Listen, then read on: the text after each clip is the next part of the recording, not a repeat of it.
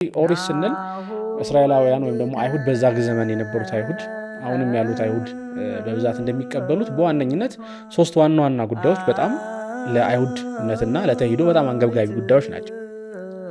አይሁድ መልካም ሰርተው እግዚአብሔርን ደስ ሲያሰኙ ተአምር ተሰርቶላቸው ባህር ተከፍሎላቸው ሲወጡ ዓለም በሙሉ አምላካቸውን አድንቋል። ልክ እንደዛው ደግሞ አጥፍተው ወደ ባህርነት ሲጋዙም ደግሞ በዛው ልክ አምላካቸውን ተመልክቷል። የሰው ልጅ በክፋት አማካኝነት ከዛው ክፋት ውስጥ መልካም ነገር አወጣለሁ ማለት አይችልም። ምክንያቱም ከክፋት የሚገኘው ሌላ ክፋት ስለሆነ ማለት ነው። ስለዚህ አይሁድ በከፉ ቁጥር የበለጠ ወደ ክፋት ወደ ጨለማ ነው እንጂ የሚሄዱት በጎ ነገር ከነሱ ሊገኝ አይችልም። ምክንያቱም በሕግ ኃጢአት ሊጠፋ ስለማይችል የሕግ ስራው ኃጢአትን ማጥፋት ሳይሆን ኃጢአትን ማስተዋወቅ ስለሆነ የሕግ ስራው ኃጢአትን ማስተዋወቅ፣ ኃጢአትን መቁጠር፣ ኃጢአትን መለየት ነው ሲባል ራሱ ሕጉ ኃጢአት ነው ማለት አይደለም። የሥራ ሕግ ስለ ግዝረት ያወራል። የሥራ ሕግ በዓላትን ስለመጠበቅ ያወራል። የሥራ ሕግ ሌሎችን ልማዶችና ሕጎች ይዟል። እነዚህ ሕጋት ግን ኃጢአትን ለመሻር ከኃጢአት ለመንጻት ምክንያት ሊሆኑ አይችሉም። ማመን በራሱ ቀደም እንዳልኩት እንዲሁ ዝርው ነገር አይደለም፣ አፋዊ ነገር አይደለም፣ ውሳጣዊ ነገር ነው። የሰውን ማንነት የሚቀይርና የሚለውጥ ነገር ነው። ሰውን ወደሆነ ነገር መለወጥ የሚችል ነው ማመን። ያመነ የተጠመቀ ይድናል። ስለዚህ የእምነት መነሻ የሚሆነው መጠመቅ ነው። ቅዱስ ጳውሎስ በምዕራፍ 6 ላይ ይህንን በደንብ አድርጎ ሲያስረዳ እንመለከተዋለን። የእምነት መነሻ መጠመቅ ነው። ያ መጠመቅ በጸጋ የተገኘ ነው። ያ ማለት በመጠመቅ ለምናገኘው ነገር ከኛ ወገን የሚከፈል ነገር የለም። በማመን ብቻ ነው የምንሄደው። የሥራ ሕግ ተብሎ የተሰጠው የግዝረትን ሕግ ከፈጸመ በኋላ አይደለም አብርሃም የጸደቀው። አብርሃም አመነ ጽድቅም ሆኖ ተቆጠረለት የሚለውን ጥቅስ ይጠቅሳል። አብርሃም ያመነውና ጽድቅ ሆኖ የተቆጠረለት ገና ከካራን ሲወጣ ነው። ናሁ ወልድከ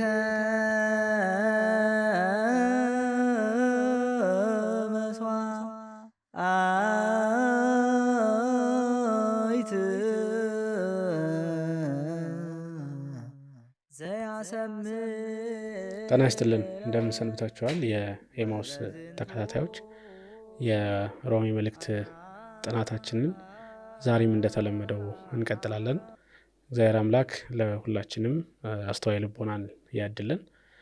ባለፈው ሳምንት የሮሜ መልእክት ጥናታችን እንደምታስታውሱት ቅዱስ ጳውሎስ በሮም መልእክቱ በምዕራፍ 1 እና በምዕራፍ 2 ኃጢአት በዓለም ላይ እንዴት ሰፎ እንደነበረና የእግዚአብሔር ፍርድም ደግሞ ከዚህ አንጻር እንዴት እንደነበረ ለማሳየት በምዕራፍ 1 እና በምዕራፍ 2 ማሳየቱን ተመልክተን ነበረ። እኛም እሱን ለማየት ሞክረን ነበረ። እንግዲህ በዋነኝነት የሮም መልእክትን እየተመለከትን ያለ ነው ቅዱስ ጳውሎስ የጻፈበትን ምክንያት ጽሑፍ ይዘን ቅዱስ ጳውሎስ ምን አይነት ሀሳቦችን ለማስተላለፍ እየሞከረ እንደሆነ ከቤተክርስቲያን ሊቃውንት ከአባቶች ትርጓሜ በመነሳት አብረን ለማየት ነው እየሞከርን ያለ ነው። ዛሬ ደግሞ ቅዱስ ጳውሎስ ስለ እምነትና ስለ ጽድቅ ያነሳውን ሀሳብ ለማየት እንሞክራለን ማለት ነው። በምዕራፍ 3 እና በምዕራፍ 4 ላይ የምዕራፎቹ ዋና ጭብጥ ሆኖ የምናየው የጽድቅና የእምነት ጉዳይ ነው ማለት ነው። ያው በእምነት ይጸደቃል ወይስ በስራ ይጸደቃል፣ በስራ ሕግ ይጸደቃል የሚለው ጥያቄ በዋነኝነት በምዕራፍ 3 እና በምዕራፍ 4 የሚነሳ ይሆናል። እንግዲህ ከዛ ፊት በጣም መቅደም ያለበት ጉዳይ ምንድነው? ያው የቅዱስ ጳውሎስ መልእክትን ስንመለከት ከምንም በላይ ቅዱስ ጳውሎስ ምን እያለ እንደሆነ እና በትክክል ሊያስተላልፍ የሞከረውን መልእክት ማየት፣ መረዳት፣ መገንዘብ በጣም አስፈላጊ ይሆናል። ምክንያቱም አሁን በተለያየሩን ሞልቶት የምናገኘው ከ19ኛው ክፍለ ዘመን በኋላ የመጣው የፕሮቴስታንቲዝም እንቅስቃሴ የሚያነሳቸው በጣም ብዙ ሀሳቦች ከዚሁ ከሮሜ መልእክት የሚነሱ ናቸው። ከዛ ከሚነሳው ጥያቄ አንጻር እየተመለከትን ወደ መጽሐፍ ቅዱሱ እየመጣን ለማየት ምንሞክር ከሆነ ፍሬም እያደረግነው እንሄዳለን ማለት ነው። በአጠቃላይ ቅዱስ ጳውሎስን ሀሳብ በራሱ በጥያቄዎቹ ውስጥ ፍሬም እያደረግን ስለምንሄድ በትክክል በሚገባ የሚተላለፈውን ሀሳብ አናገኘውም። አንዱም በዚህ ዘመን በተለይ በእኛም ቤት ያሉ ዕቅበተ እምነትን እንሰራለን ብለው የሚያነሱ ሰዎች አንዱ የሚሰጡት ጉዳይም ይሄ ነው። በትክክል ቤተክርስቲያን እንዴት እየተረዳችው እንደነበረ ከማስተዋል ይልቅ ከሚነሱ ጥያቄዎች በመነሳት ሐሳቡን መልእክቱን ትምህርቱን የቅዱስ ጳውሎስን የሮም መልእክት ፍሬም ለማድረግ መሞከርና ለዛ መልስ እንዲሆን የማዘጋጀት ነገር ይታያል።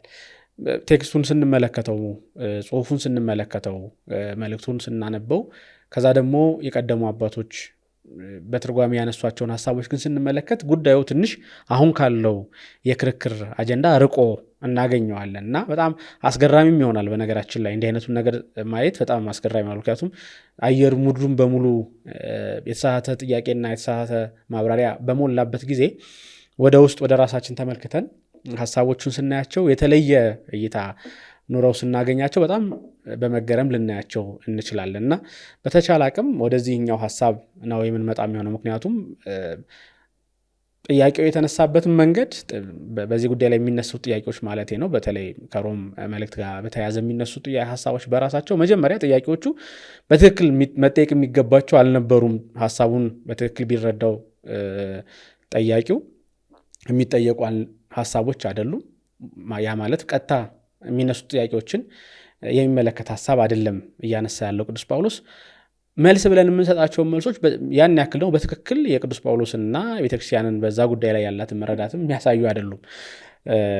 ጥቅሶች በጥቅስ የማሸነፍ አይነት ሐሳብ እናቀርባለን። ይሄ ትንሽ ደከም ያለ የአፖሎጂቲክስ መንገድ ነው። ትንሽ ደከም ያለ የጥብቅና መንገድ ነው። እውነት ነው ጥቅስ እየጠቀሱ መናፍቃንን መርታት የሚገባ ነው። ግን በመጀመሪያ ደረጃ በሚገባ መልኩ በተብራራ መልኩ የሚጠቀሰውን ጥቅስ አንድምታ፣ የሚጠቀሰውን ጥቅስ ሐሳብ፣ የሚጠቀሰውን ጥቅስ ቤተክርስቲያን እንዴት አድርጋ እንደምትረዳው ማወቁ ቀዳሚነት አለው ማለት ነው እና ይህንን ያልኳችሁ ለምንድን ነው? በእነዚህ በሁለቱ ምዕራፎች የሚነሳው ጉዳይ በእምነት መጽደቅ የሚል ጉዳይ ነው። በእምነት ይጸደቃል። በእምነት ጽድቅ በእምነት ይሆናል፣ ወይም ደግሞ ያመነ ይጸድቃል፣ በእምነት ይጸደቃል። የሚጸደቀው በእምነት እንጂ በስራ ሕግ አይደለም የሚል የቅዱስ ጳውሎስ ሐሳብ ይነሳል።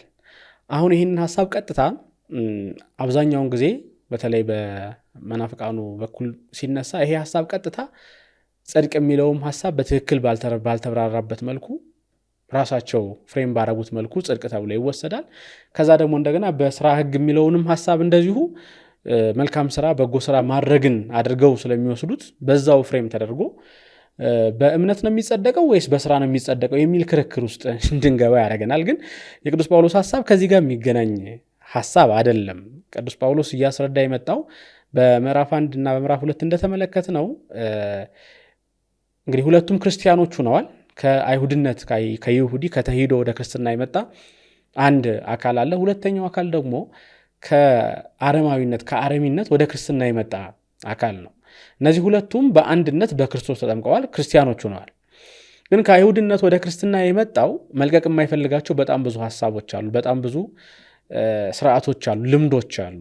የኦሪት ልምዶች፣ ኦሪት በልምድነት በልማድነት የያዘቻቸው። እንግዲህ ኦሪት ስንል እስራኤላውያን ወይም ደግሞ አይሁድ በዛ ዘመን የነበሩት አይሁድ አሁንም ያሉት አይሁድ በብዛት እንደሚቀበሉት በዋነኝነት ሶስት ዋና ዋና ጉዳዮች በጣም ለአይሁድነትና ለተሂዶ በጣም አንገብጋቢ ጉዳዮች ናቸው። የመጀመሪያው ጉዳይ በጣም ወሳኙ ጉዳይ ቶራ ወይም ሕግ የምንለው ነው።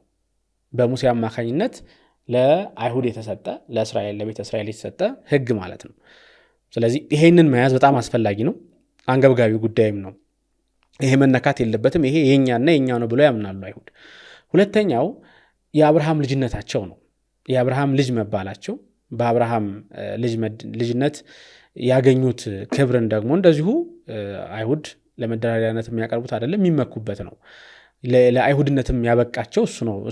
ይሄ ነው ለአይሁድነት የሚያበቃም ብለው ያምናሉ። ሶስተኛው የፋሲካውን ሕግ ተከትሎ የተሰጣቸው ሌሎች ልማዶች ናቸው። የፋሲካን ሕግ ጨምሮ የፋሲካን ሕግ አስከትሎ የሚመጡ ሌሎች ልማዶች ናቸው። ይሄም ለአይሁድ በጣም ትልቁ ሕግ ነው። እንግዲህ ከመጀመሪያው ጀምሮ ከእስራኤል ሲወጡ ጀምሮ እግዚአብሔር በኦሪት ዘጸአት ይህ የመጀመሪያ ሕግ ነው ብሎ ሰጧቸዋል። ስለዚህ የፋሲካ ሕግ በጣም ከፍተኛ ትልቅ ቦታ ያለው ነው ማለት ነው። መስዋዕት የሚሰዋበት፣ ስለ መስዋዕት ያለው ሕግ በሙሉ የወጣበት፣ ልማዶቹ ያሉበት፣ በዓላቱን ማክበር፣ የበዓላቱን አከባበር በተመለከተ ሌሎች ጉዳዮች፣ እነዚህ ለበዓላቱ የማያበቁ ርኩሰት የሚባሉ የሚያረክሱ ነገሮችን በተመለከተ ከሚያረክሱ ነገሮች ጋር በተያያዘም ደግሞ እንደዚሁ የሚበሉ የማይበሉ ጉዳዮችን በተመለከተ እነዚህም በሙሉ ጠቅሎ የሚይዘው ሕግ ነው። ከዚህ ከፋሲካው ሕግ ጋር አብሮ የተሰጣቸው ሕግ ይሄን በአጠቃላይ የኦሪት ሕግ ብለን ልንወስደው እንችላለን። እና በአጠቃላይ እነዚህ ሶስቱ ጉዳዮች ለአይሁድ በጣም መሰረታዊያን ጉዳዮች ናቸው።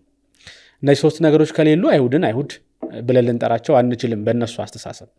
ስለዚህ አይሁድነት በዚህ መልኩ የሚተረጎም ነው ማለት ነው። ስለዚህ ቅዱስ ጳውሎስ የመጀመሪያ ያደረገው ስለ ሕግ ሲናገር ሰምተናል። ሕግን በተመለከተ ያነሳቸው ጉዳዮች አሉ። ለምሳሌ ሕግ አለመሰጠቱን በተመለከተ ሕግ ያልተሰጣቸው የሚባሉ አረሚ ወይም ደግሞ በዘመኑ ቋንቋ ግሪክና ግሪክን ተከትሎ ያለው ዓለም በአጠቃላይ ሕግ ያልተሰራለት እንደሆነ አምኖ ግን ደግሞ በተፈጥሮ ባገኘው የሰውነት ሕግ ምክንያት አንድ ሞራል ስታንዳርድ አለ ብለን ባለፈው ሳምንት እንዳወራ ነው። ሰው በመሆኑ ምክንያት በአእምሮ ጠባይ ተመራምሮ ሊያውቀው የሚችለውም ከዛም ደግሞ እንደገና ሰው በመሆኑ በራሱ ደግሞ እንደገና አእምሮ ጠባያዊ የሚያሳውቀው ደግሞ የሰውነት ሕግ አለ። ይሄንን ሕግ ችላ ሲሉ ቅዱስ ጳውሎስ እነሱን ወቅሷቸዋል። ሁለተኞቹ ደግሞ ሕግ የተሰጣቸው የተባሉ አይሁድንም እንደዚሁ ከሕግ ጋር በተያያዘ ሕጉን በመመኪያነት ከመጥቀስ ውጭ ሕጉን መመሪያ ባለማድረጋቸው ሲወቅሳቸውም ተመልክተናል። ስለዚህ ቅዱስ ጳውሎስ የመጀመሪያ የሕግን ጉዳይ በተመለከተ በደንብ አድርጎ አሕዛብንም ሕዝብንም ወቅሷል ማለት ነው። ከዚህ በኋላ የሚያነሳቸው ጉዳዮች አሉ። ከሕግ ጋር በተያያዘ አይሁድ ብልጫችን ምንድን ነው ብለው ይጠይቃሉ። የአይሁድነት ብልጫው ታዲያ ምን ይሆናል? አሁን ሕግ የሌላቸውም ሕግ ያላቸውም ሰዎች በእኩልነት በእግዚአብሔር ፍርድ የሚዳኙ ከሆነ ታዲያ አይሁድ ምንድን ነው የሚበልጡት? የአይሁድ ብልጫ ከዚህ ጋር ምን ሊሆን ይችላል ብለው ይጠይቃሉ አይሁድ። ወይም ደግሞ ቅዱስ ጳውሎስ እንዲህ አይነት ጥያቄ ለሚያነሱ ሰዎች መልስ ለመስጠት ይሞክራል።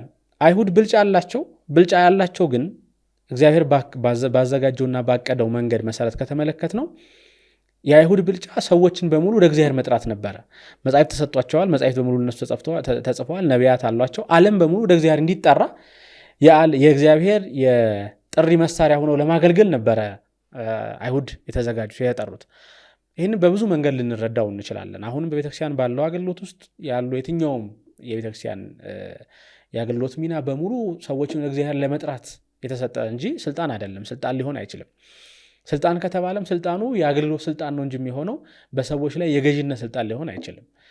አይሁድ የነበራቸው አስተሳሰብ ለእነሱ የተሰጣቸው ያ ሕግ የሕግ ባለቤቶች መሆናቸው፣ ነቢያት ለእነሱ መላካቸው፣ እነዚህ በሙሉ አይሁድን ከዓለም በሙሉ የተለየና ብልጫ ያላቸው አድርጎ በሌላው ላይ አይሁድ በትምክህት እንዲናገሩ የሚያደርግ አስመስሎ ነው የታያቸው። እግዚአብሔር ግን አብርሃምን እንደነገረው በዘርህ አሕዛብ ይባረካሉ ሲል ለአብርሃም እንደነገረው አሕዛብ በሙሉ ይባረኩ ዘንድ ነው የእግዚአብሔር ሐሳብ። የእግዚአብሔር ሕዝብ የተባሉ አይሁድ ሌላውንም ወደ እግዚአብሔር እንዲጠሩ ነው ሐሳቡ። ይሄንን ደግሞ በተለያየ መንገድ አሳይቷል። አይሁድ መልካም ሰርተው እግዚአብሔርን ደስ ሲያሰኙ ተአምር ተሰርቶላቸው ባህር ተከፍሎላቸው ሲወጡ ዓለም በሙሉ አምላካቸውን አድንቋል። ልክ እንደዛው ደግሞ አጥፍተውም ወደ ባርነት ሲጋዙም ደግሞ በዛው ልክ አምላካቸውን ተመልክቷል አሕዛብ። ስለዚህ የተቀረው ምድር ወደ እግዚአብሔር ይጠራ ዘንድ ነበር የአብርሃም ልጆች የአይሁድ ዋና ስራ የነበረው። እነሱ ግን ይህንን ዘነጉት ማለት ነው። የተጠሩበትን ነገር በመዘንጋታቸው ምክንያት እግዚአብሔር ከነሱ ጋር የነበረው ቃል ኪዳን እንዳለ ሆኖ ግን ደግሞ ሕዝበ እግዚአብሔርነታቸው እንዳለ ሆኖ ግን ደግሞ ስራቸውን መስራት አልቻሉ። ስለዚህ ከአይሁድነት ወደ ክርስትና የመጡት ሰዎች የአይሁድነት ብልጫን በጣም ይፈልጉታል። አይሁድነት መቅረት አለበት፣ ተሄዶ መቅረት አለበት ብለው አያምኑም።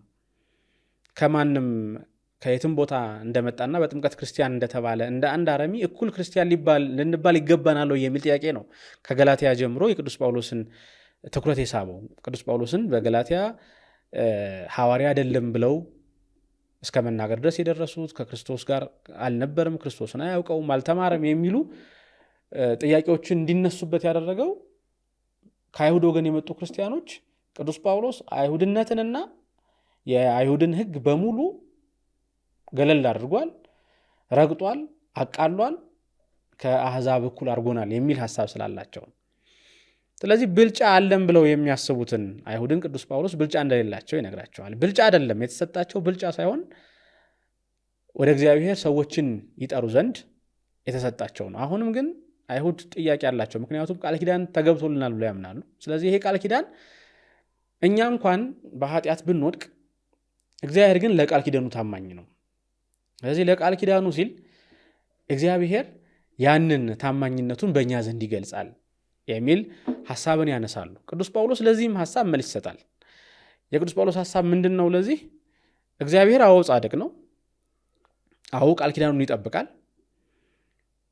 ቃል ኪዳኑን የሚጠብቀው ግን ጽድቁ የሚገለጠው ግን ከቃል ኪዳኑ ባፈነገጡ ሰዎች ላይ በፍርድ በመታየት በመገለጥ ነው። ስለዚህ አይሁድን በመተላለፋቸው ሲቀጣቸው፣ በመተላለፋቸው ሲፈርድባቸው የእግዚአብሔር ጽድቅ እየተገለጠ ነው። የእግዚአብሔር ቃል ኪዳን እየተገለጠ ነው። ቃል ኪዳን በሁለት ሰዎች መካከል የተደረገ ውል ነው። ውሉን ያፈረሰ ሰው ምንጊዜም የሚጠብቀውን ቅጣት ይቀበላል።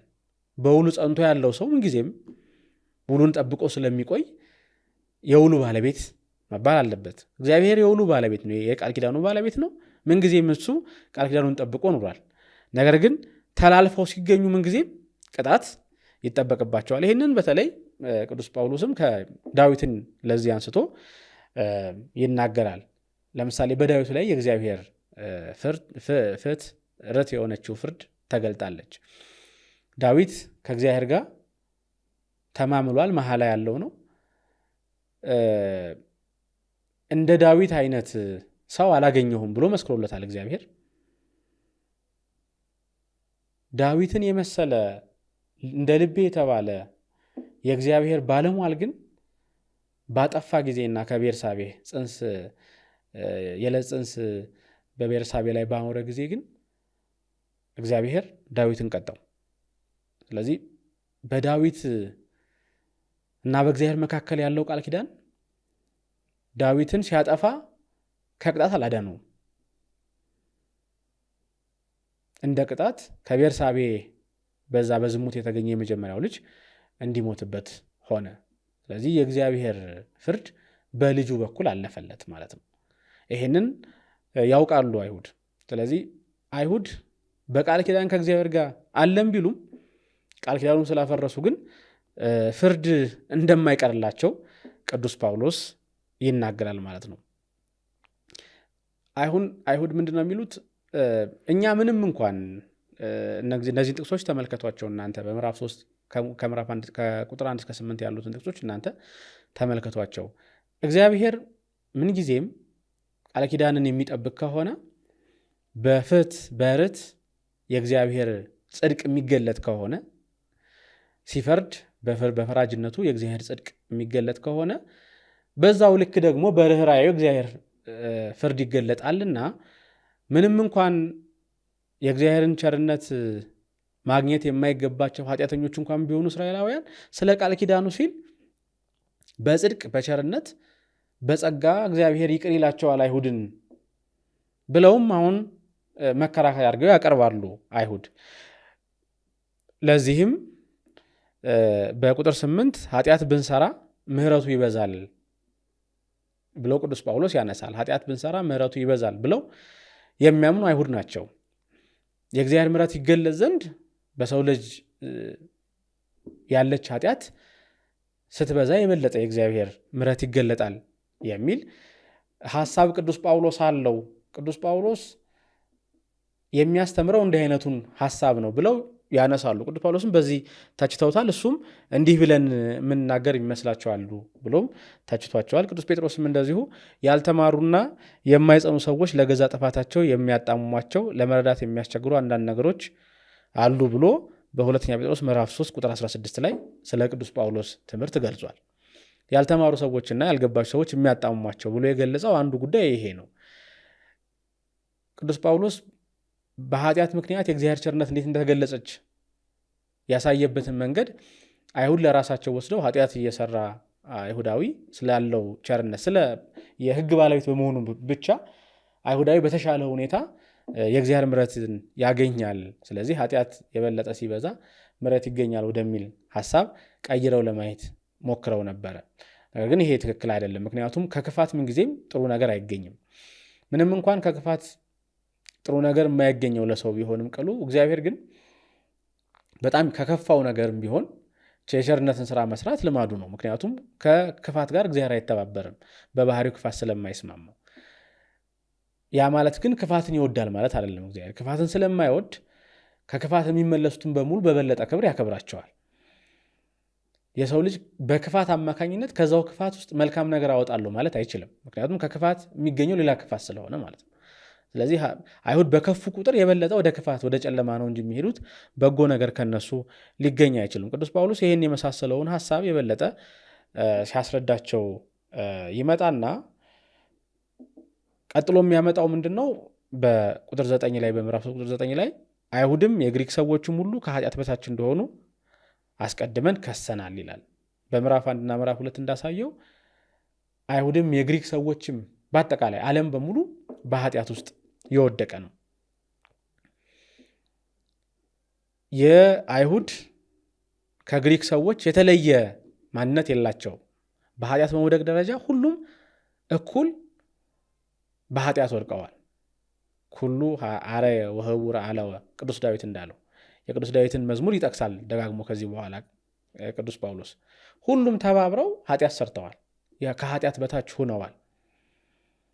ንጹህ የሆነ አንድም እንኳን ሰናይን ወይም ደግሞ መልካምን ነገር የሚሰራ አንድስ እንኳን ሰው የለም በምድር ላይ ብሎ ቅዱስ ዳዊት የተናገረውን ቅዱስ ጳውሎስ እዚህ ላይ ይጠቅሰዋል ማለት ነው። ስለዚህ ዓለም በሙሉ በኃጢአት የወደቀ ሆኗል። ምንም እንኳን በኃጢአት ቢወድቅም እግዚአብሔር ደግሞ ከኃጢአት ለማንሳት ዓለምን በፍጹም ፍቅር የሚወደው ነው። ምክንያቱም የፈጠረው ነውና ከኃጢአት ጋር የማይተባበር እግዚአብሔር ከወደቀበት ለማንሳትና ንጹህ ለማድረግ አሁንም እግዚአብሔር ይፈልጋል። የእግዚአብሔር የቸርነቱ ዓላማ ነው ይሄ።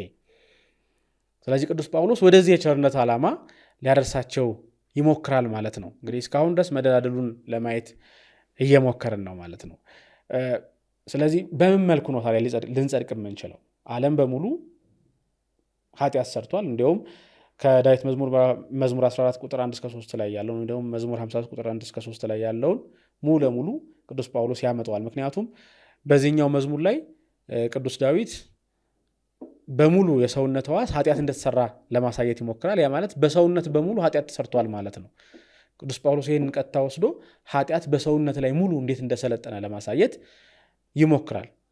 ስለዚህ ታዲያ ከዚህ ኃጢአት ልንራቀቅ የምንችለው በምን መልኩ ነው የሚል ጥያቄ ይመጣል። አሁን የጽድቅ መገኛው ወዴት ነው?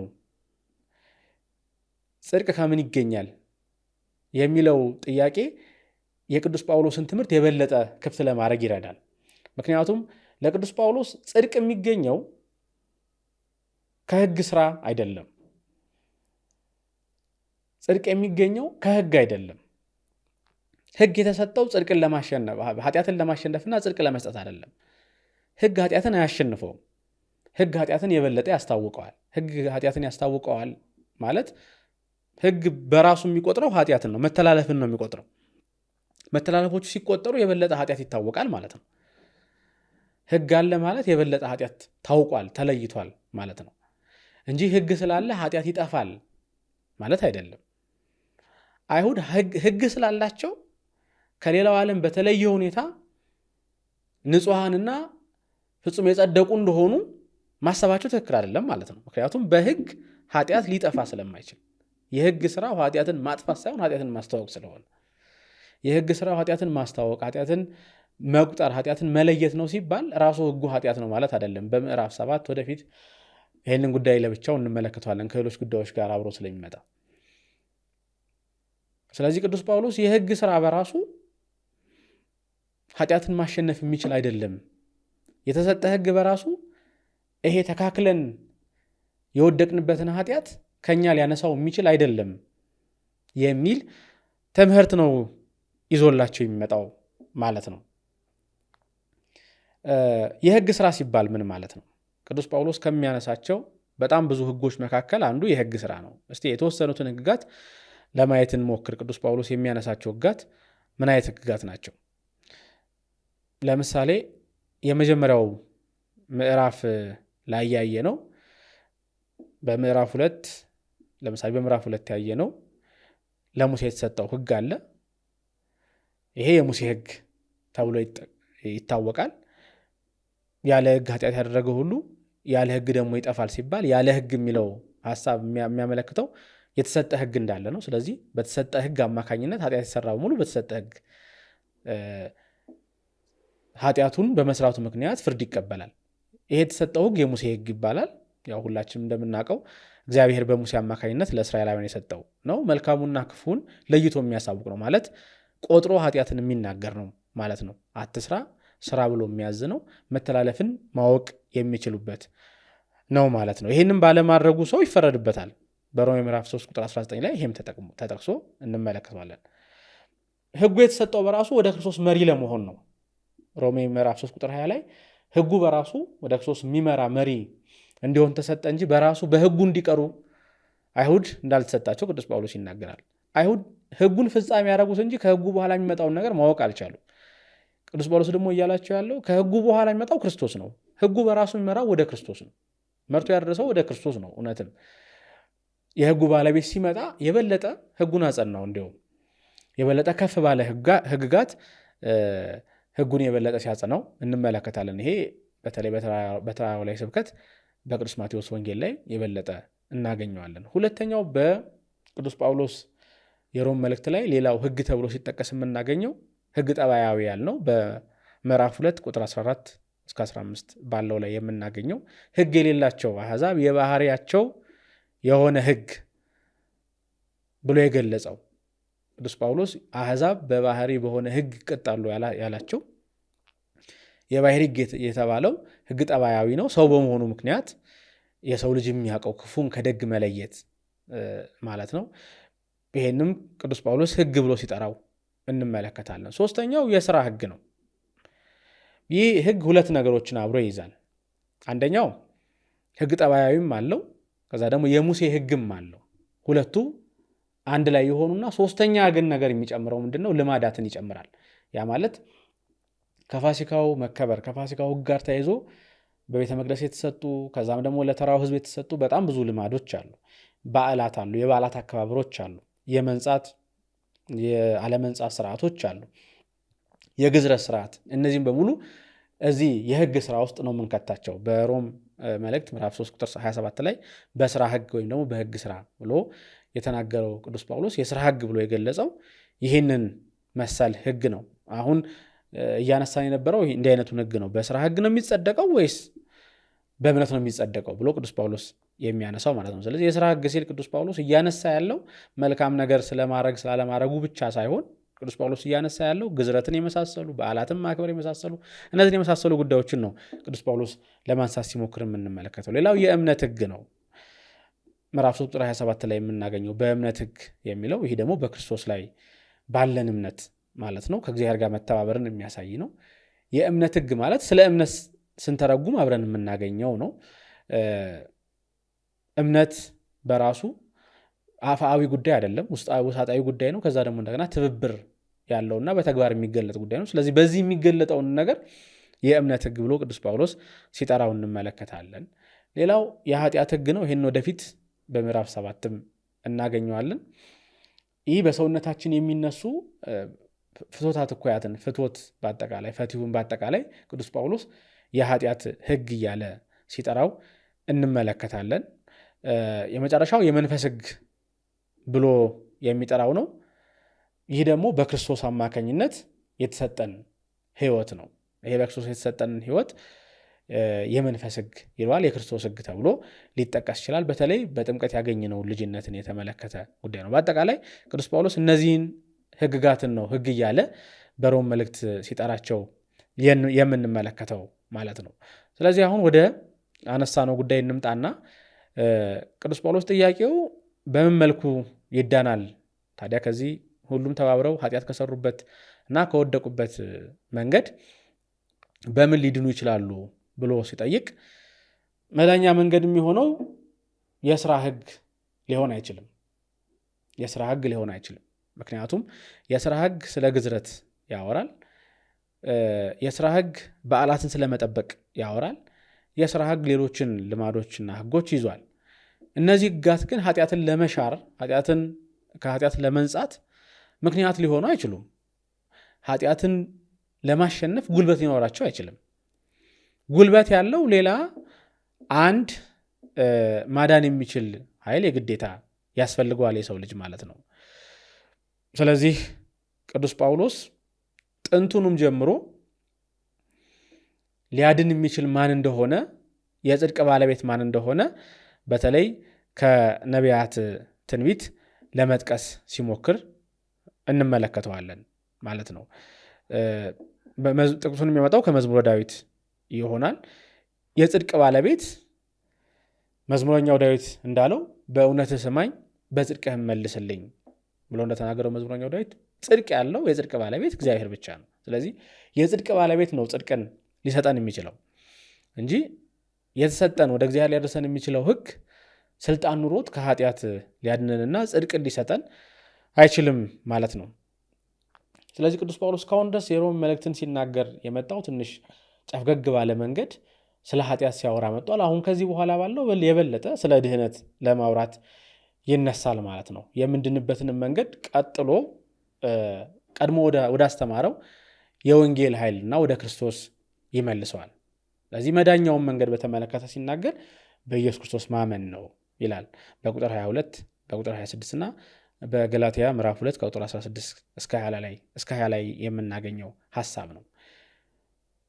በኢየሱስ ክርስቶስ ማመን የሚለውን ሐሳብ ቃል በቃል ከተረጎሙ የኢየሱስ ክርስቶስ እምነት ብለን ልንተረጉመው የምንችለውን በኢየሱስ ክርስቶስ ማመን የሚለው ሐሳብ በራሱ በኢየሱስ ክርስቶስ ማመን የሚለውን ሐሳብ ከተረጎሙ ቀጥታ ትርጉሙ የኢየሱስ ክርስቶስ እምነት ብለን ልንተረጉመው የምንችለውን የኢየሱስ ክርስቶስ እምነት ማለት ክርስቶስ በምድር ላይ ሳለ ከመዝግበሩ እያለ ያሳየን ስራዎች፣ እንደዚህ አርጉላቸው ለወንድሞቻችሁ እንዲያርጉላቸው እያለ ያሳያቸው ለሐዋርያት የታዩ ስራዎች፣ የማዳን ስራው፣ ከዛ ደግሞ የተማርናቸው የሕግ ስራዎች ማለት ነው። እነዚህም በሙሉ የጠቀለለ ሐሳብ ነው በክርስቶስ ማመን ሲባል። ማመን በራሱ ቀደም እንዳልኩት እንዲሁ ዝረው ነገር አይደለም፣ አፋዊ ነገር አይደለም፣ ውሳጣዊ ነገር ነው። የሰውን ማንነት የሚቀይርና የሚለውጥ ነገር ነው። ሰውን ወደሆነ ነገር መለወጥ የሚችል ነው ማመን እንጂ አፋዊ ሆኖ በአፋዊነት ሰው በዚህ አምናለሁ ብቻ ብሎ የሚናገረው ማለት አይደለም። ስለዚህ እምነት ተግባራዊ የሆነ ከመስማት የሚነሳ ከዛ ደግሞ በተግባር የሚያርግ ጉዳይ ነው ማለት ነው። በኢየሱስ በኩል ያለው የጸጋ ስርዓት በሙሉ እንዲሁም ኢየሱስ እኛን ለመዋጀት ሲል ያሳየው የታማኝነት አርያ በአጠቃላይ እነሱ ቅዱስ ጳውሎስ እኔ ክርስቶስን እንደምመስል እናንተን የምሰሉ ሲል የክርስቶስን አርአያ ቅዱስ ጳውሎስ እንደተከተለ እኛም እንድንከተል እያዘዘ ነው። በክርስቶስ የሚያምነው ሰው ይሄን የመከተል ግዴታ አለበት ማለት ነው። እምነት አንደኛው ወደ ክርስቶስ የሚያሳድግ ጉዳይ ስለሆነ ማለት ነው። ስለዚህ እምነት አፋዊ ሆኖ በአፋዊነት የሚነገር ጉዳይ እንዳልሆነና ጥንቱንም እምነት ውሳጣዊና በውስጥ በመታደስና በመለወጥ የሚታይ እንደሆነ መገንዘብ ያስፈልጋል ማለት ነው። እምነት የነፍስ ተግባር ነው።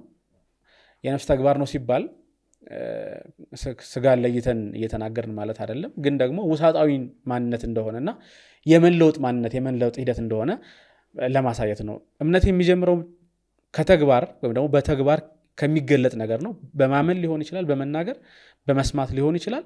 ከዛ ግን የበለጠ የሚያድገው በተግባር ወደሚገለጥና ወደሚታይ ማንነት እንደሆነ ልብ ማለት ያስፈልጋል። ስለዚህ በክርስቶስ በሆነ እምነት ወይም ደግሞ በኢየሱስ በማመን ነው የሚዳነው የሚጸደቀው ሲል ቅዱስ ጳውሎስ የክርስቶስን የማዳን ሕይወት በሙሉ በመቀበል ክርስቶስ አዳኝ እንደሆነ በማመን ከዛ ደግሞ በሱ እምነት በማመንና በዛ መንገድ በመሄድ ክርስቶስን በመምሰል ቤተክርስቲያናችን ይህን በተመለከተ ጠቅላላ አድርጋ የምትናገርበት አንድ ጥሩ ቋንቋ ክርስቶስን መምሰል። ቅዱስ ጳውሎስ እኔ ክርስቶስን እንደምመስል እናንተ እኔ ምሰሉ ሲል የክርስትና ሕይወት መዳረሻ መንገዱ ጎዳናው በአጠቃላይ ወደዚህ እንደሆነ ቅዱስ ጳውሎስ ያስረዳ እንመለከታለን። መነሻ መንገዱን በተመለከተ በምዕራፍ 6 ወደፊትና እንመለከተዋለን። መነሻው በራሱ በእምነት የሚጀመር ነው፣ ጥምቀት ነው። ቤተክርስቲያን ውስጥ በጣም ታዋቂ ወደ ሆነው ትምህርት ነው ቅዱስ ጳውሎስ በምዕራፍ 6 ወደ ጥምቀት ሲሄድ የምናገኘው ማለት ነው። ስለዚህ እምነት በአጠቃላይ አፍአዊ ጉዳይ ሳይሆን ውሳጣዊ ጉዳይ እንደሆነ መረዳት ያስፈልጋል። ውሳጣዊ ጉዳይ ነው ማለት ሰው ባመነው ነገር ላይ ያመነውን ነገር በተግባር ይገልጠዋል። ላመነው ነገር ተግባራዊ ምላሽ ይሰጣል፣ ለጥሪ ምላሽ ይሰጣል ማለት ነው። የጥሪ ጉዳይ ይሆናል እምነት። መጀመሪያ ሲጀመር ቅዱስ ጳውሎስን በሮም መልእክቱ ምዕራፍ 10 ቁጥር 17 ላይ የተናገረው መስማት የእግዚአብሔርን ቃል ነው። እምነት ከመስማት ነው፣ መስማት ደግሞ የእግዚአብሔርን ቃል ነው። ስለዚህ ከመስማት የሚመጣ ነገር ነው፣ የሚሰማው የእግዚአብሔር ቃል ነው። መነሻው መስማት ይሆናል። አዎ መነሻው መስማት ሊሆን ይችላል፣ መነሻው ማየት ሊሆን ይችላል። ግን ደግሞ ከዛ በኋላ የሚከተለው ነገር እንደዚሁ በአፍ መመስከር መናገር ብቻ ሳይሆን የህይወት መለወጥና በተግባር ክርስቶሳዊ መሆን ነው፣ ክርስቶሳዊ መምሰልን ማሳየት ነው። ስለዚህ በክርስቶስ የሚሆን እምነት በኢየሱስ ያለ እምነት ብቻ ነው ሊያጸድቅ የሚችለው እያለ ቅዱስ ጳውሎስ እየተናገረ ያለው ክርስቲያን ሆኖ ከአይሁድነት ወይም ደግሞ ከተሂዶ እምነት ወደ ክርስትና የመጣው ያ አይሁዳዊ የነበረውን ህግ በሙሉ ጥሎ ወደ ክርስትና በመምጣቱ ምክንያት ተቆጭቶ ከአሕዛብ እኩል መሆን የለብኝም፣ እኔ ህግ ያለኝ ነኝ፣ ለክርስትና ደግሞ ህግ ያስፈልገዋል፣ ህግ ረዳት መሆን አለበት፣ በራሱ ብቻውን ይሄ እንዴት ሊያድን ይችላል ከሚል እምነት ወጥቶ ክርስቶስ ብቻ እንደሚያድን በክርስቶስ ያለ እምነት እንደሚያድን እንዲያውቅ እና እንዲገነዘብ ለማድረግ የነበረውን ያን ጊዜ የነበረውን የሥራ ህግ በብሉይ ኪዳን የተገለጠውን ያን የሥራ ህግ ስንል አሁንም ቀደም እንደተረጎም ነው ስለ ህግ ስንነጋገር ስለ ግዝረቱ ማለት ነው። የሥራ ህግ ሲል ቅዱስ ጳውሎስ የሥራ ህግ ሲል በዓላትን ስለማክበሩ ነው። ቅዱስ ጳውሎስ የሥራ ህግ ሲል ስለ መንጻት የተነገሩትን ህጋት ማለቱ ነው። ስለዚህ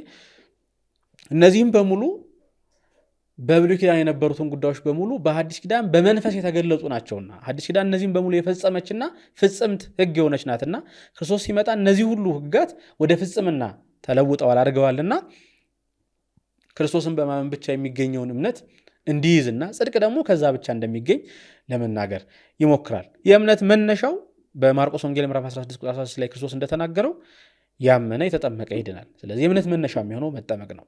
ቅዱስ ጳውሎስ በምዕራፍ 6 ላይ ይህንን በደንብ አድርጎ ሲያስረዳ እንመለከተዋለን። የእምነት መነሻ መጠመቅ ነው። ያ መጠመቅ በጸጋ የተገኘ ነው። ያ ማለት በመጠመቅ ለምናገኘው ነገር ከኛ ወገን የሚከፈል ነገር የለም። በማመን ብቻ ነው የምንሄደው። ከክርስቶስ ሞትና ትንሣኤ ጋር ለመተባበር በእኛ ወገን የሚከፈል ከኛ ወገን የሚዋጣ ነገር የለም። በጸጋው ብቻ እግዚአብሔር በሰራው የሞቱና የትንሣኤው የቸርነት ስራ ምክንያት ከዛ ህብረት እንድንካፈል በጥምቀት በኩል እንገባለን። ከኛ የሚጠበቀው ማመን ብቻ ነው። ስለዚህ መነሻ የሚሆነው ለጥምቀት መነሻ የሚሆነው ጉዳይ ማመን ነው፣ በክርስቶስ ማመን ማለት ነው። ከዚህ ይጀመርና ከዚህ በኋላ ግን እምነት ጎዳናዊ መንገዱን ይጀምራል ማለት ነው። በሂደት በተግባር የሚገለጥና የሰዎችን ውሳጣዊ ማንነት የሚያድስ ህይወታቸውን የሚያድስ ወደ አዲስ ህይወት የሚመራ ያደርጋል ማለት ነው። ስለዚህ አፋዊ አድርጎ እምነትን መግለጽ የክርስትና ትምህርት አይደለም። አፋዊ ቢሆን እምነት ከዛ በኋላ ሐዋርያት የኖሩባቸው መንገዶች፣ ያስተማሯቸው ትምህርቶች፣ የትምህርታቸው አንኳር የሆኑት ማዕከላዊ ትምህርቶች፣ ራሳቸውን የገለጡበት መንገድ፣ ከዛም በኋላ የመጡ ሰማዕታት ራሳቸውን የገለጡበት መንገድ በሙሉ የህይወታቸው መርህን የሆነውን እምነት ከመግለጥ ይልቅ በአፍ የሚነገር ብቻ ልክ እንደሚነበነብ እንደ ድጋም ብቻ ተነግሮ የሚያልፍ አድርጎ የሚያሳይ ይሆን ነበር። ግን እንደዛ አይደለም የሆነው። ይልቁንም የህይወትን መሰረት የያዘና ህይወትን በሙሉ የሚቃኝ እንደሆነ ነው ክርስትና ያየ ነው። ለዚህ ነው ሰማዕታት በሰማዕትነት ማለፋቸውን የምንመለከተው። ሐዋርያት ህይወትን በሙሉ የሚቃኝ መስመር ለአማኞች ሰጡ የሚመለከተው። ክርስቶስ በራሱ ደግሞ አማኞች ከዓለም እንዲለዩ ሲነግራቸው የምንመለከተው። የክርስቶስ ወደ ዓለም መምጣት ሰውን በሙሉ ከወደቀው ዓለም የመለየትና ከእግዚአብሔር ፍቃድ ጋር አንድ የማድረግ የማስተባበር መንገድ ስለሆነ ማለት ነው። ስለዚህ እምነት ውሳጣዊ ማንነት፣ ውሳጣዊ ነገርን መቀየር መለወጥ እንጂ ውጫዊ እንዳልሆነ ማወቅ ያስፈልጋል። ቅዱስ ጳውሎስም መዳኛ መንገዱ መጽደቂያ መንገዱ የክርስቶስ ቤዛነት እንደሆነ ከምዕራፍ 3 ከቁጥር 1 እስከ 33 ባለው ያስረዳል። ክርስቶስ ቤዛ ሆኖ ለዓለም ተሰጥቷል። ቤዛ የሚለውን ቃል በተለይ በጥንት በግሪክና በሮም በነበሩ ሰዎች ዘንድ የሚታወቀው ይሄ ቃል ባሮች ከነበረባቸው እስራት ነፃ የሚወጡበት መንገድ ነው። ባሮች ተከፍሎላቸው በነፃነት እንዲኖሩ ለነፃነታቸው የሚከፈለው ዋጋ ቤዛ ይባላል። ክርስቶስ እኛን ከኃጢአት ባርነት በዮሐንስ ወንጌል ምዕራፍ 7 ላይ አይሁድ እንደነገራቸው ክርስቶስ ሁሉ ዘይገብር አለ ኃጢአት ገብረ ውእቱ ለኃጢአት፣ ኃጢአትን የሚያደርጋት በሙሉ የኃጢአት ባሪያዋ ነው ብሏቸዋል። የኃጢአት ባርነትን ወደ ጽድቅ እንዲመልስ ያደረገው ክርስቶስ በደሙ ፈሳሽነት በስጋው ተቆራሽነት የከፈለልን ዋጋ ነው። ስለዚህ ክርስቶስ ቤዛ ነው ሲባል በደሙ መቆረስ በስጋው መፍሰስ የሰው ልጅ በሙሉ ከኃጢአት ባርነት ወደ ጽድቅ ስለመለሰ ቤዛነቱን በዚህ መልኩ የተቀበለ ሁሉ ይሄን ያመነ ከዚህ ጋር የሚተባበር ቅዱስ ጳውሎስ በምዕራፍ 6 እንደገለጸው በጥምቀት ከሞቱና ከትንሣኤው ጋር የሚተባበር ሁሉ ከዛም ደግሞ በሕይወት ይህንን የገለጠ አንድ ጊዜ በሞት ያን አሮጌውንና ለኃጢአት ተገዥ የሆነውን ስጋ ከገደለ በኋላ ደግሞ ደጋግሞ በየቀኑ ደግሞ በብልቶቹ ላይ የሚመጡትን ፍትወታት እኩያት በሙሉ የሚገል ደግሞ እሱ ከክርስቶስ ጋር አብሮ ሊሆን ይችላል፣ ሊተባበር ይችላል ማለት ነው። በምዕራፍ 4 ቅዱስ ጳውሎስ ለዚህ አብነት የሚሆን ነገር ለማሳየት ይሞክራል። ጥንቱንም እኮ ጽድቅ የተገኘው በእምነት እንደሆነ ለማሳየት የሚያመጣው አሁን የጽድቅና የእምነትን ጉዳይ እያነሳን ስለሆነ ለዚህ ማስረጃ አድርጎ የሚያመጣው አብርሃምን ነው። አይሁዳውያን ከሚመኩበት ነገር አንዱ ቅድም እንደዘረዘር ነው ዋና መመኪያቸው ከሆነው መካከል አንዱ አባታቸው አብርሃም ነው። ቅዱስ ጳውሎስ አባታቸው አብርሃምን ጭምር በሕግ ነው ወይስ በእምነት ነው የጸደቀው የሚል ጥያቄ ያነሳና ለመመርመር ይሞክራል። የአብርሃም ጽድቅ ቅዱስ ጳውሎስ እንዳስረዳው በሕግ የሆነ ጽድቅ አይደለም። ያ ማለት ቅድም እንዳልኩት የሥራ ሕግ ተብሎ የተሰጠው የግዝረትን ሕግ ከፈጸመ በኋላ አይደለም አብርሃም የጸደቀው። አብርሃም አመነ ጽድቅም ሆኖ ተቆጠረለት የሚለውን ጥቅስ ይጠቅሳል። አብርሃም ያመነውና ጽድቅ ሆኖ የተቆጠረለት ገና ከካራን ሲወጣ ነው። ያ ማለት ወደ ግዝረት ስርዓት ከመግባቱ አስቀድሞ አብርሃም ጽድቅ ሆኖ ተቆጥሮለታል። የጸደቀው ደግሞ በእምነት ነው። ይሄ የአብርሃም እምነት ፍጹም ልዩ እምነት ነው። በአዲስ ኪዳን ለክርስቶስ የተደረገ እምነት እንደሆነ ልናውቅ እንችላለን። ምክንያቱም ክርስቶስ ራሱ መስክሯል ስለ አብርሃም። አብርሃም ቀኔን ያይ ዘንድ ተመኘ አየም ደስም አለው የሚለው የክርስቶስ ምስክርነት የአብርሃም የጽድቅ ስራ በሙሉ እንዲሁ እንደ ታሪክ የሚተረክ ስራ ሳይሆን ይልቁንም በክርስቶስ የማዳን ሕይወት ውስጥ ልክ በብሉይ ኪዳን ይጠበቅ የነበረው ክርስቶስ መጥቶ እንዳዳነ ለማሳየት እንደ ማስረጃ የሚቀርብ መሆን የሚችል ነው። አብርሃም ፍጹም ምውት ከሆነ ማንነቱ ልጅ አግኝቶ በልጁ አማካኝነት ዓለም በሙሉ በዘሩ እንደሚባረክ ሲነገረው ይህንን በፍጹም እምነት ተቀብሎታል።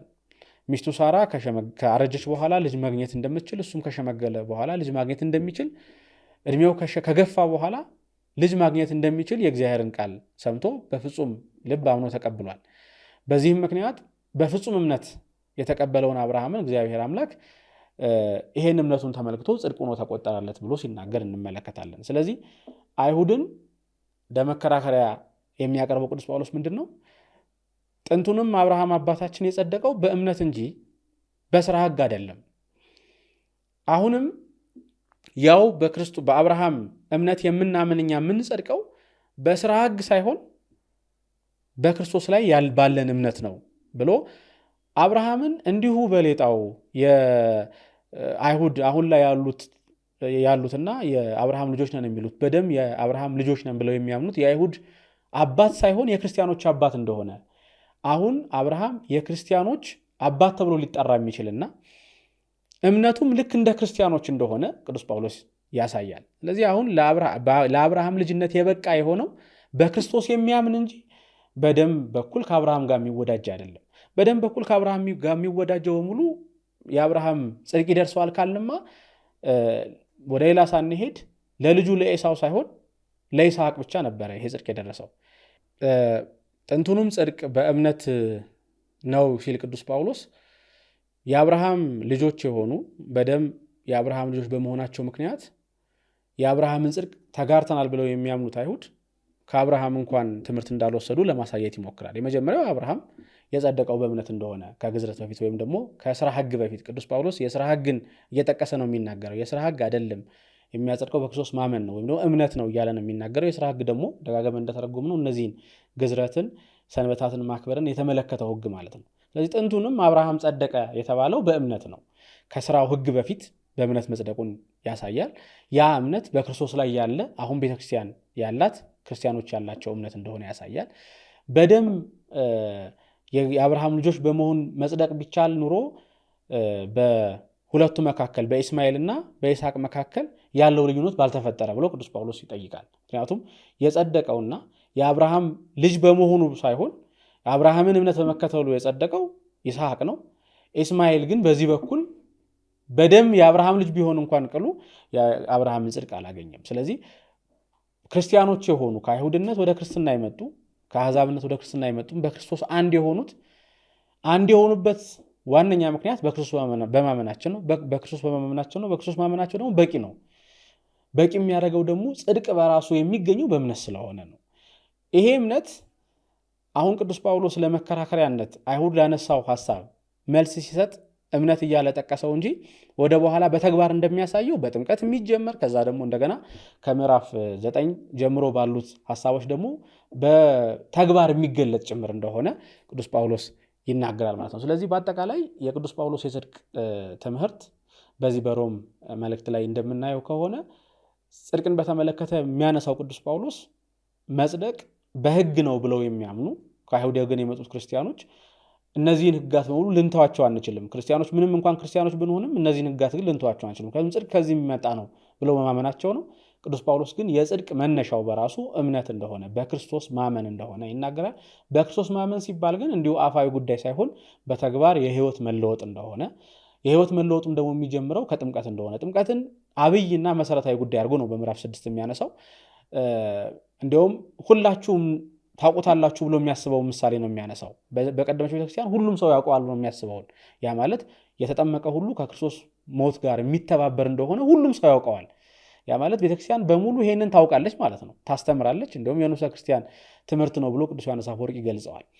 ስለዚህ በተግባር የሚገለጥና ከዛ ጀምሮ የሚኖር ሕይወት እንጂ አፋዊ ነገር እንዳልሆነ ቅዱስ ጳውሎስ ይናገራል፣ ይገልጻል ማለት ነው። የሥራ ሕግ ሲል ግን ቅዱስ ጳውሎስ መልካም ምግባራትን እያለ ሳይሆን ቅዱስ ጳውሎስ እያነሳ ያለው በሥራ ሕግነት በተለይ በብሉይ ኪዳን የነበረውን የግዝረቱን ሕግ፣ የሰንበታትን ሕግ፣ ከዛ ደግሞ የሚበሉ የማይበሉ ብሎ የተለዩትን ሕግ ነው። እነዚህም በሙሉ ቅዱስ ጳውሎስ ጥሎ አንድ አይሁድ እነዚህም በሙሉ ጥሎ ወደ ክርስትና ይምጣ እያለም አይደለም። በነገራችን ላይ ወደ ክርስትና ሲመጣ አይሁዳዊነቱን ጥሎ መምጣት የለበትም። አይሁዳዊ እንደሆነ ክርስቲያን መሆን ይችላል። አይሁዳዊ እንደሆነ ክርስቲያን መሆን ይችላል ማለት ግን አይሁዳዊነቱ በተለየ ሁኔታ ለክርስቲያን ለመሆኑ የተለየ ጸጋ ይሰጠዋል ያሰጠዋል ማለት ግን አይደለም።